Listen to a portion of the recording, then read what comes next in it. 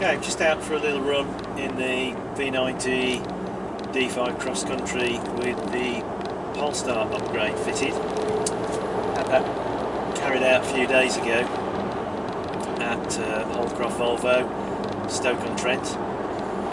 So I've had a few days just to sort of run the car around, get a little bit of a feel for how different it is since having that upgrade done. And in all honesty, yeah, you know, you can feel the difference.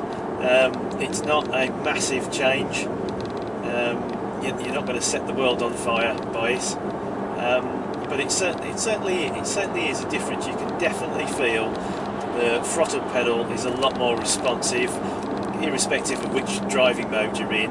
Although I've tended to drop back now. A lot of the time previously I was cruising around in eco mode quite a bit with the journeys that I do. But I'm quite enjoying just being in the normal comfort mode at the moment, which is what the car defaults back into when you start it up every time anyway. And an easy way to describe it, I mean, if you're a Volvo person and you're watching this and you've got this type of car, it actually now makes the comfort mode feel very similar to what the old dynamic mode felt like before actually having the Polestar upgrade.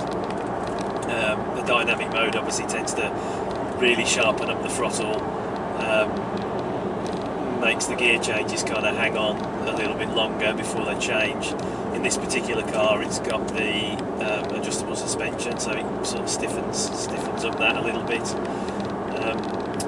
So it does make quite a difference. It's subtle, but it's definitely there 100%. So in that regard I'm quite pleased with it. I mean, economy wise, I haven't done a vast amount of mileage since I had it done. I mean, I'm running around in low 40s, averaging, give and take driving, big runs and towns, and then on a run, a real decent steady motorway run, we're probably talking high 40s, and for sure it's certainly not any worse. I think it may be slightly better with the pack on it. Probably, you know, it just shifted where the extra bit of torque is available, and maybe the engine's just not working that hard. Got a yellow jacket down here on the near side, just to see what he's up to.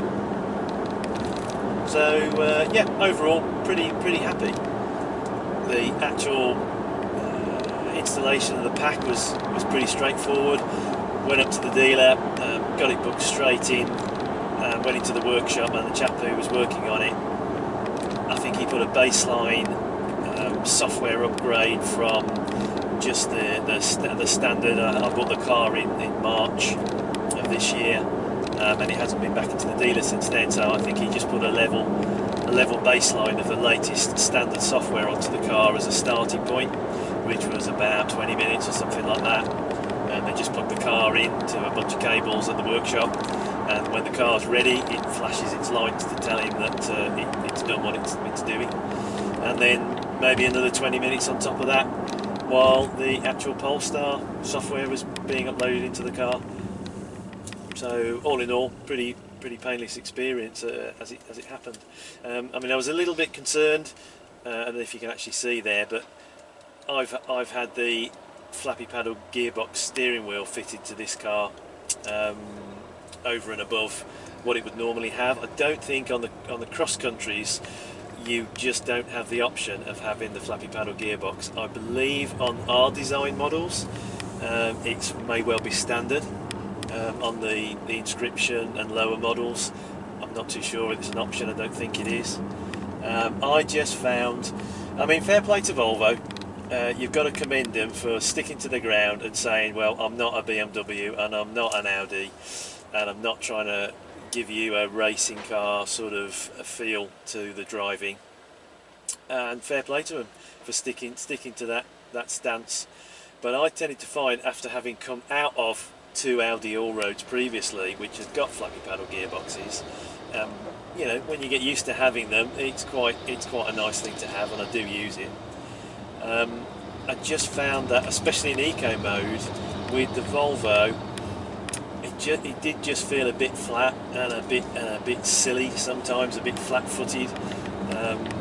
you know, that it's wanting to change up to 7th, 8th gear the whole time, and then you ask it to change down a gear to do something else. Again, I think that is all part and parcel of the Polestar changes, if you believe what they tell you, for overtaking and so on and so forth, and cornering, that it won't let it change up so readily. But I just found I wanted to try and get the wheel sorted out. Dealer couldn't help me, but I managed to do it a little bit through the back door. I actually managed to find this particular heated R-Design wheel with the paddles in Sweden, second hand, albeit it was off a vehicle that I think had only done 1,000 kilometres or something like that. A bit of to-in and fro-in on the internet to translate the order to Swedish and get it shipped over to the UK, which was fine. Turned up in absolutely perfect condition, and I've got a good contact that's an ex-Volvo master technician who has got access to the correct software, because obviously you can't just slam it on there and hope that it's going to talk to the car. It needs the software to actually integrate it between the wheel commands and the gearbox, and he did that. But I was a bit concerned when I took it to the dealership that them resetting the baseline software of the car's brain might have actually taken that facility away, but fortunately it didn't. That's obviously embedded somehow, and the wheel absolutely works absolutely fine, as it should. And in my book, just a great addition to what is already a brilliant car. Just these couple of little tweaks have just bought me that extra 5% of enjoyment in driving that you know, that I was looking for out of this car. So overall, you know, Polestar package, great. I think for high mileage sort of people. I mean, I'm in the 30,000 plus miles a year bracket, a lot of driving, spend a lot of time in the car, worth every penny to me. I'll get my money's worth out of it. I think if you were doing normal driving, 5,000 miles a year, is it really worth it? I mean, I don't suppose many Volvo people are going to be doing it again for pure performance gain. It just isn't that kind of car. So your 5 horsepower isn't really going to do a great deal for you. But everyday drivability, you can definitely feel the difference 100%.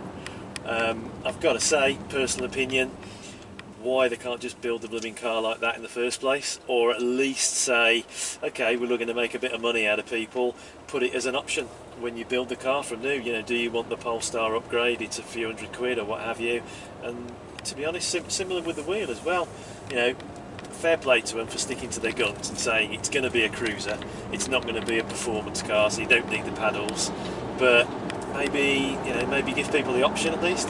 I think maybe it's a UK thing. When I was doing a lot of research on the car generally before I bought it, I'm sure I found launch cars in foreign markets back in 2017 with flappy paddle gearboxes, good as gold, no problem. So why in Volvo's mind they want to take that choice away from UK buyers, I'm not too sure. As I'm pretty sure you can get it on an R-Design D5, D4s I'm assuming now, standard. But I caught a glimpse of the brand new V60 cross-country press releases a week or so ago, and judging by the pictures that I saw of that, they've done the same again. They're just giving you the standard steering wheel.